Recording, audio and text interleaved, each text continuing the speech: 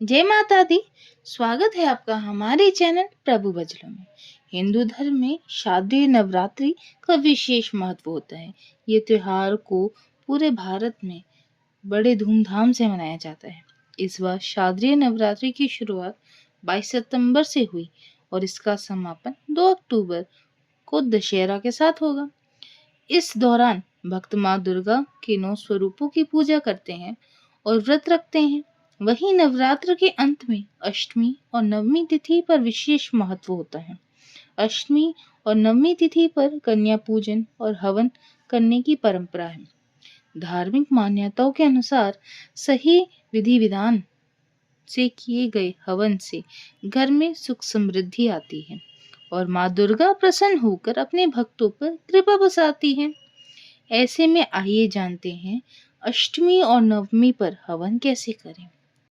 चलो आइए जानते हैं अष्टमी और नवमी पर चलो आइए जानते हैं अष्टमी और नवमी पर हवन करने का महत्व। नवरात्र के दौरान हवन करना बेहद शुभ माना गया है। मान्यता है कि हवन की अग्नि माता रानी को प्रसन्न करती है और इसमें साधक के जीवन में सकारात्मक ऊर्जा का संचार होता है। हवन से निकलने वाला धुआं नकारात्मक ऊर्जा को नष्ट करता है और वातावरण को शुद्ध करता है। यही कारण है कि नवरात्रि की अष्टमी और नवमी पर हवन करना बेहद लाभकारी माना जाता है। चलो आइए जानते हैं हवन सामग्री की लिस्ट। हवन के लिए कई प्रकार की सामग्री की आवश्यकता होती है। इसमें सूखा नारियल, मुलट्ठी की जड़, कलावा, हवन कुंड, लाल कपड़ा, अश्वगंधा, ब्रह्मी, सूखी लकड़ियाँ, चंदन की लकड़ियाँ, बेल, नीम, पीपल का तना, आम की लकड़ी और गुलर की छाल शामिल है। इसके अलावा काला तिल, कपूर, चना, गाय का घी, लौंग, लोबान, छोटी इलायची, गुग्गल, जौ और शक्कर का उपयोग से भी आहुति देना अच्छा माना जाता है। चलो आइए जानते हैं अष्टमी और नवमी पर हवन के नियम। हवन से पहले स्नान कर साफ कपड़े पहने। एक साफ स्थान पर हवन कुंड को पूर्व या उत्तर दिशा की ओर मुख करके रखें। सबसे पहले गणेश जी का ध्यान कर संकल्प लें। उसके बाद मंत्रों के साथ ओम ऐं ह्रीं क्लीं चामुंडाय विच्चे स्वाहा बोलते हुए अग्नि में हवन सामग्री जैसे घी, तिल, जौ, गुग्गल, चावल, आम की लकड़ी आदि की आहुति दें। अंत में पूर्ण आहुति के बाद आरती कर प्रसाद बांटें। तो आइए जानते हैं अष्टमी और नवमी हवन की विधि। अष्टमी और नवमी तिथि पर सुबह ब्रह्म मुहूर्त में उठकर सबसे पहले स्नान करना चाहिए और साफ वस्त्र पहनने चाहिए। इसके बाद हवन कुंड को साफ स्थान पर स्थापित करें और उस पर स्वास्तिक बनाएं। देसी घी का दीपक जलाकर माँ दुर्गा के 9 स्वरूपों का पूजन करें। हवन कुंड में आम की लकड़ी से अगरबत्ती प्रज्वलित करें। फिर गणेश जी का ध्यान करते हुए ये मंत्र का जाप करें।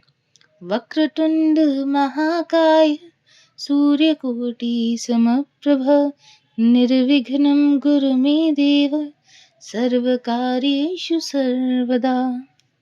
फिर संकल्प करने के लिए हाथ में जल, अक्षत और फूल लेकर ईश्वर का ध्यान करें और अपना नाम बताते हुए संकल्प करें।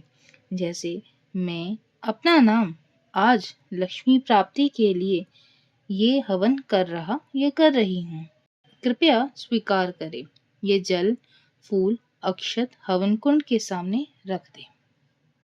फिर मंत्रों के साथ हवन सामग्री की आहुति देना शुरू करें और मंत्र इस प्रकार है।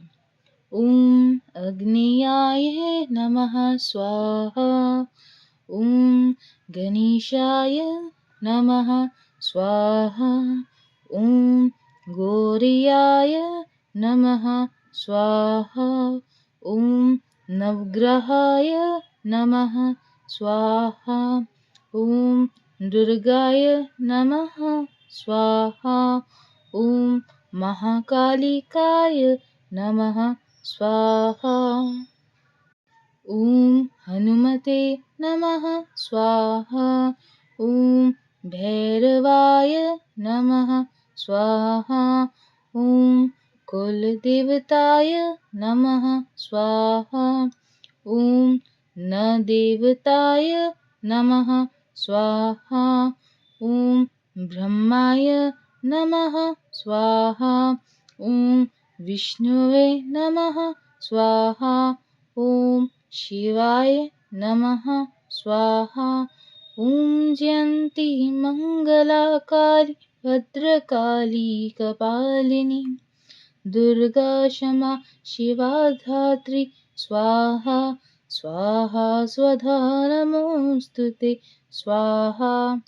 ॐ ब्रह्मा मुरारी त्रिपुरान्तकारी भानुशशि भूमिसुतो बुधस्य गुरुश्च शुक्रः शनिराहुकेतव सर्वे ग्रहाः शान्तिकरवा भवन्तु स्वाहा। ॐ गुरुब्रह्मा गुरुविष्णु गुरुदेवो महेश्वरः गुरु साक्षात् परमब्रह्म तस्मै श्री गुरुवे नमः स्वाहा। और इसके बाद 11, 51, 21, 108 बार ओम ऐं ह्लीं क्लीं चामुंडाय विच्छे स्वाहा का मंत्र के साथ उच्चारण करते हुए घी, तेल, जौ, चावल, गुगल आदि की आहुति देते रहें।